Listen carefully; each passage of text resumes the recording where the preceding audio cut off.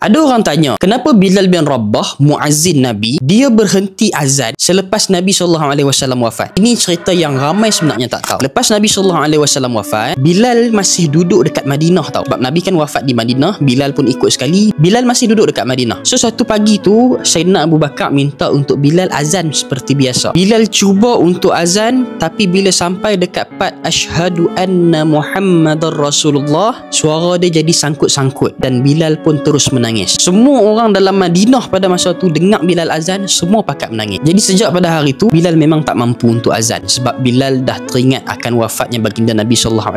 Setiap kali ada nama Nabi dalam azan, dia tak mampu untuk teruskan. Jadi Bilal pun buat keputusan untuk berpindah ke Syam. Kalau sekarang Syam adalah Syria. Jadi Bilal pun teruslah hidup dekat Syam tu macam biasa. Tapi ada satu malam, Bilal mimpi yang Nabi SAW datang kepada Bilal. Dalam mimpi tu, Nabi senyum dan Nabi tanya Bilal, "Wahai Bilal, kenapa engkau tak datang ziarah aku?" Bilal terus terjaga daripada tidur tau. Bilal menangis. Lepas tu terus malam tu juga Bilal packing barang dia daripada Syam, terus balik ke Madinah semula. Bila orang ramai tahu kata Bilal balik semula ke Madinah, mereka minta Bilal untuk azan sekali je. Dan bila Bilal azan, seluruh Madinah menangis macam mana hari Nabi wafat dulu. Jadi moral of the story dia abang kakak, hati kita ni dah cinta betul-betul dengan baginda Nabi SAW, kita tak perlu kata apa pun. Rindu tu yang akan buatkan kita menangis sendiri. Jadi Bilal ajar dekat kita semua, cinta sejati ni dia tak akan hilang walaupun ditelan waktu. Teruskan selawat dan ingat pada baginda Nabi SAW.